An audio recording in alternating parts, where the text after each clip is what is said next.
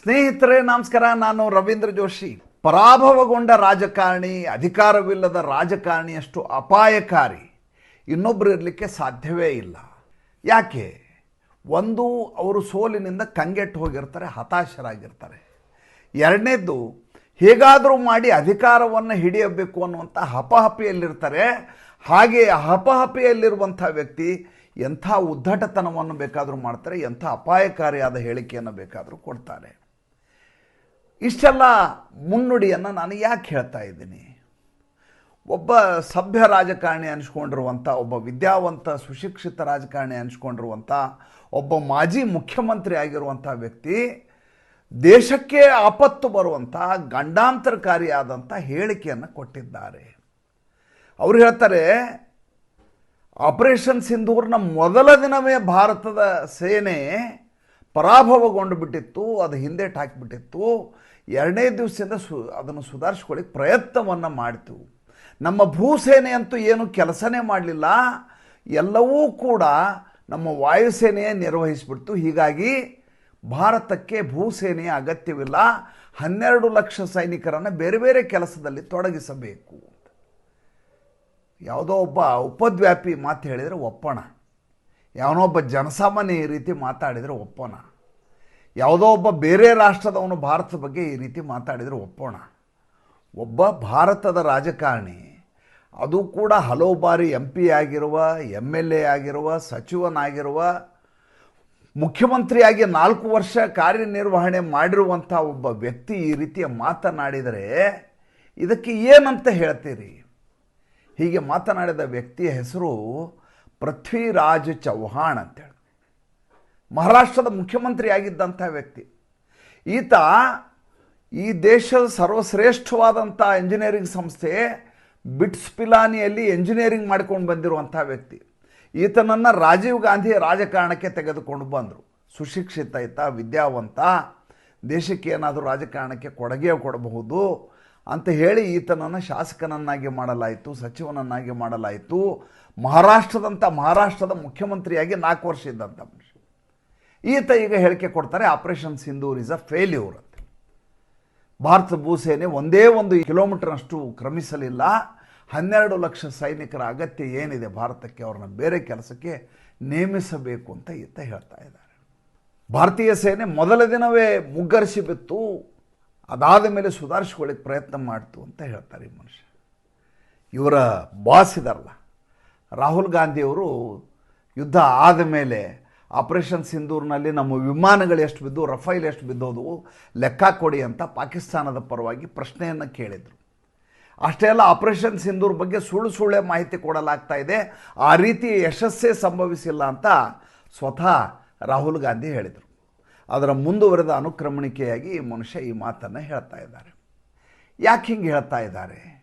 ನಾನು ಪ್ರಾರಂಭದಲ್ಲಿ ಒಂದು ಮಾತು ಹೇಳಿದೆ ನೋಡಿ, ಯಾವುದೇ ಒಂದು ಸಂಸ್ಥೆಗೆ ಹೋಗ್ತೇನೆ, ಆ ಸಂಸ್ಥೆಗೆ ಹೋದಾಗ ಅದರ ಯಜಮಾನನ ಭಾಷೆ ಹೇಗಿರುತ್ತೋ, ಯಜಮಾನನ ನಡವಳಿಕೆ ಹೇಗಿರುತ್ತೋ, ಹಾಗೆ ಆತನ ಉಳಿದ ಸಹೋದ್ಯೋಗಿಗಳು, ಉಳಿದ ಸಿಬ್ಬಂದಿಗಳು, ಉಳಿದ ಒಟ್ಟು ವ್ಯವಸ್ಥೆ ಏನಿದೆ ಅದು ಅದೇ ರೀತಿ ನಡ್ಕೋತಾ ಇರುತ್ತೆ. ಒಬ್ಬ ವ್ಯಕ್ತಿ ತನ್ನ ಸಂಘಟನೆಯಲ್ಲಿ ಅಥವಾ ತನ್ನ ಸಂಸ್ಥೆಯಲ್ಲಿ ಅವಾಚ್ಯವಾಗಿ, ಅಶ್ಲೀಲವಾಗಿ, ಅಸಹ್ಯವಾಗಿ ಮಾತನಾಡ್ತಾ ಇರ್ತಾನೆ ಅಂತ ತಿಳ್ಕೊಳ್ಳಿ, ಸಂಬೋಧಿಸ್ತಾ ಇರ್ತಾನೆ ಅಂತ ತಿಳ್ಕೊಳ್ಳಿ.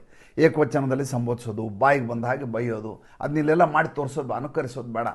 ಹಾಗೆ ಮಾಡಿದರೆ ಆತನ ಉಳಿದ ಸಹೋದ್ಯೋಗಿಗಳು, ಸಿಬ್ಬಂದಿಗಳು ಏನು ಮಾಡ್ತಾರೆ ಅಂದರೆ, ನಮ್ಮ ಭಾಷೆ ಇದಿರಬೇಕು, ಈ ಸಂಸ್ಥೆ ಇದೇ ರೀತಿ ಮಾತಾಡೋದು ಅಂತ ಅವರು ಕೂಡ ಅದನ್ನೇ ಅನುಕರಿಸಲಿಕ್ಕೆ ಶುರು ಮಾಡ್ತಾರೆ. ಒಂದು ಆಫೀಸಿನಲ್ಲಿ ಅತ್ಯಂತ ಸಂಯಮದಿಂದ ನಡ್ಕೊಳ್ಳುವಂಥ ಒಬ್ಬ ಬಾಸ್ ಇದ್ದು, ಆತನ ಧ್ವನಿಯೇ ಇತರರಿಗೆ ಕೇಳಿಸೋದಿಲ್ಲ, ಅಷ್ಟು ಮೆಲುವಾಗಿ ಮಾತನಾಡುವ, ಒಂದೇ ತಪ್ಪು ಮಾಡಿದವ್ರಿಗೂ ಕೂಡ ಆತನ ಶಿಕ್ಷೆ ಹೇಗಿರುತ್ತೆ ಅಂದರೆ ಆತನ ಮೌನವೇ ಶಿಕ್ಷೆ ಆಗಿರುತ್ತೆ. ಮತ್ತು ಆತ ಅತ್ಯಂತ ಮೆಲುದನಿಯಲ್ಲಿ ಆತನಿಗೆ ತಿದ್ದಿಕೊಳ್ಳುವಂಥ ಭಾಷೆಯನ್ನು ಪ್ರಯೋಗ ಮಾಡಿದ್ದೆ ಆದರೆ ಉಳಿದ ಸಿಬ್ಬಂದಿ ಕೂಡ ಅದನ್ನು ಅನುಕರಿಸುತ್ತಾರೆ. ಇಡೀ ವಾತಾವರಣ ಆಫೀಸ್ನಲ್ಲಿ ಹೇಗಿರುತ್ತೆ ಅಂದರೆ ಒಂದು ಮೌನ ಅಲ್ಲಿ ನೆನೆಸಿರುತ್ತೆ, ಒಂದು ಶಾಂತಿ ಇರುತ್ತೆ.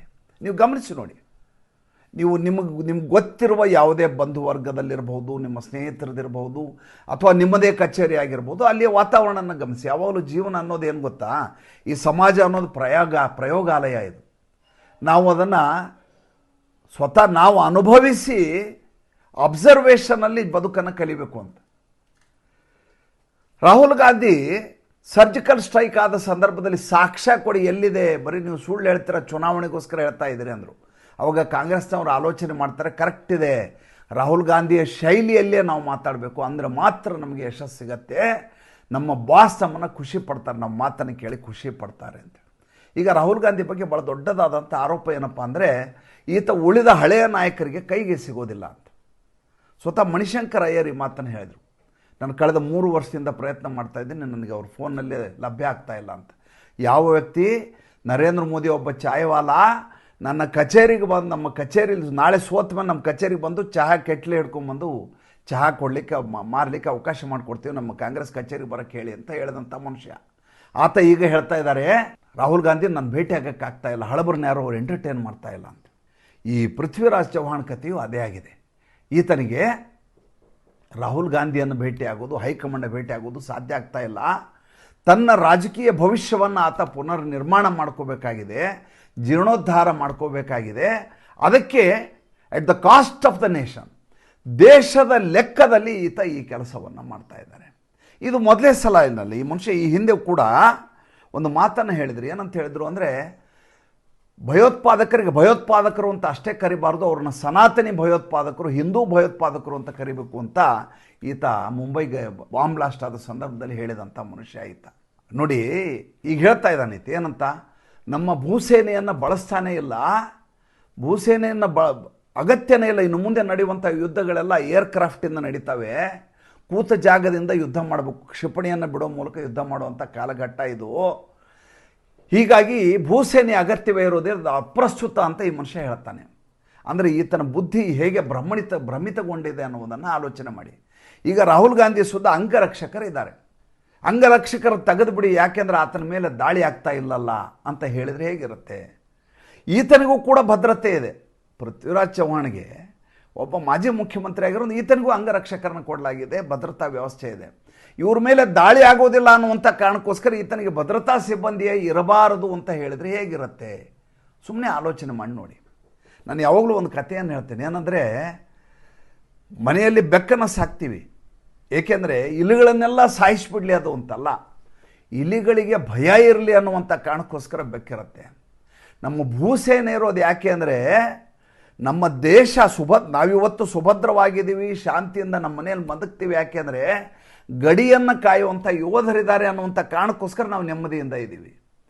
ಒಂದು ವೇಳೆ ಸೇನೆಯೇ ಗಡಿಯಲ್ಲಿ ಇಲ್ಲದೆ ಹೋದರೆ, BSF ಇಲ್ಲದೆ ಹೋದರೆ, ಬಾರ್ಡರ್ ಸೆಕ್ಯೂರಿಟಿ ಫೋರ್ಸ್ ಇರಲಿಲ್ಲ, CRPF ಇರಲಿಲ್ಲ, ಸೇನೆಯವರು ಇರಲಿಲ್ಲ ಅಂದರೆ ಹೇಗೆ ಇರ್ತಿತ್ತು ಭಾರತದ ಪರಿಸ್ಥಿತಿ, ನಮ್ಮ ಗಡಿಗಳು ಹೇಗಿರ್ತಿತ್ತು ಆಲೋಚನೆ ಮಾಡಿ. ಈತನ ಹೇಳಿಕೆ ಇಲ್ಲಿಗೆ ಮುಗಿಯೋದಿಲ್ಲ. ಈತನ ಹೇಳಿಕೆ ಇನ್ನೊಂದು ಹೇಳಬೇಕು ನಿಮಗೆ. ಏನಂದರೆ, ಕಾಶ್ಮೀರದಲ್ಲಿ ಸೈನಿಕರು ಯಾವಾಗಿದು ಭಾರತ್ ಜೋಡೋ ಯಾತ್ರೆ ಮಾಡ್ತಾಯಿದ್ರು ರಾಹುಲ್ ಗಾಂಧಿ, ಅವಾಗ ಈತ ಪೃಥ್ವಿರಾಜ್ ಚೌಹಾಣ್ ಒಂದು ಮಾತನ್ನು ಹೇಳಿದರು. ಭಾರತೀಯ ಸೈನಿಕರು ಕಾಶ್ಮೀರದ ಮಹಿಳೆಯರ ಮೇಲೆ ಅತ್ಯಾಚಾರ ನಡೆಸ್ತಾರೆ ಅಂತ ಹೇಳಿಕೆ ಕೊಟ್ಬಿಟ್ಟ. ಪೊಲೀಸರು ಈತನ ಮೇಲೆ ಕೇಸ್ ಹಾಕಿದರು. ಹೇಳಪ್ಪ, ಯಾರ್ಯಾರ ಮೇಲೆ ಅತ್ಯಾಚಾರ ಮಾಡಿದ್ದಾರೆ ದಯವಿಟ್ಟು ಹೇಳು ಅಂತ ಕೇಳಲಾಯಿತು. ಈತನ ಎನ್ಕ್ವೈರಿ ಕರಲಾಯಿತು. ಪೃಥ್ವಿರಾಜ್ ಚೌಹಾಣ್ ಹೇಳ್ತಾರೆ, ಅವಾಗ ಈ ರೀತಿ ನಾ ಕೇಳ್ಕೊಂಡಿದ್ದೆ, ಅದಕ್ಕೆ ಈ ಮಾತನ್ನು ಹೇಳಿದೆ, ಈ ರೀತಿ ದಬ್ಬಾಳಿಕೆ ಮಾಡ್ತಾರಂತೆ ಸೈನಿಕರು, ಕಾಶ್ಮೀರದಲ್ಲಿರುವ ಸೈನಿಕರು ಕುಟುಂಬ ಬಿಟ್ಟು ಭಾಳ ದಿವಸ ಇರ್ತಾರಲ್ಲ, ಅದಕ್ಕೆ ಗ್ರಾಮೀಣ ಮಹಿಳೆಯರ ಯುವತಿಯರ ಮೇಲೆ ಅತ್ಯಾಚಾರ ಮಾಡ್ತಾರೆ ಅಂತ ಎಲ್ಲರೂ ಹೇಳಿದ್ರು, ಅದಕ್ಕೆ ನಾ ಹೇಳಿದೆ ಅಂತ. ಈಗ ಈತನಿಗೆ ಕ್ಷಮೆ ಕೇಳಬೇಕು ಅಂತ ಭಾರತೀಯ ಜನತಾ ಪಾರ್ಟಿ ಒತ್ತಾಯ ಹೇರಿತು. ಏನಂತ ಹೇಳಬಹುದು ಹೇಳ್ರಿ ಮನುಷ್ಯ? ಈತ ಹೇಳ್ತಾರೆ, ನಮಗೆ ಅಭಿವ್ಯಕ್ತಿ ಸ್ವಾತಂತ್ರ್ಯ ಇದೆ, ಆದ್ದರಿಂದ ಮಾತಾಡಿದೆ, ನಾನು ಕ್ಷಮೆ ಕೇಳಬೇಕಾದದ್ದು ಏನೂ ಇಲ್ಲ ಅಂತ ಈ ಮನುಷ್ಯ ಹೇಳ್ತಾ ಇದ್ದಾರೆ. ನಿಮ್ಗೆ ಗೊತ್ತಿರಲಿ, ಈ ಅಭಿವ್ಯಕ್ತಿ ಸ್ವಾತಂತ್ರ್ಯ ಅನ್ನೋದು ಇದೆಯಲ್ಲ ನೋಡಿ, ನಮ್ಮ ಭಾರತದ ಸಂವಿಧಾನ 100 ಬಾರಿ ಈಗಾಗಲೇ ತಿದ್ದುಪಡಿ ಆಗಿರೋದಿದು. ಮೊಟ್ಟ ಮೊದಲ ಸಂವಿಧಾನ ತಿದ್ದುಪಡಿ, ಕಾನ್ಸ್ಟಿಟ್ಯೂಷನಲ್ ಅಮೆಂಡ್ಮೆಂಟ್ ಯಾವುದು ಗೊತ್ತಾ? ಭಾರತ ದೇಶದಲ್ಲಿ ಜವಾಹರ್ಲಾಲ್ ನೆಹರು ಅವರು ಮಾಡಿದರು. ಭಾರತದಲ್ಲಿ ಅಭಿವ್ಯಕ್ತಿ ಸ್ವಾತಂತ್ರ್ಯಕ್ಕೆ ಒಂದಷ್ಟು ಪ್ರತಿಬಂಧಗಳನ್ನು ಹೇರುವಂಥ, ಷರತ್ತನ್ನು ಇಡುವಂಥ ಒಂದು ತಿದ್ದುಪಡಿಯನ್ನು ಅವತ್ತಿನ ಕಾಲಘಟ್ಟದಲ್ಲಿ ಜವಾಹರ್ಲಾಲ್ ನೆಹರು ಅವರು ಮಾಡಿದರು.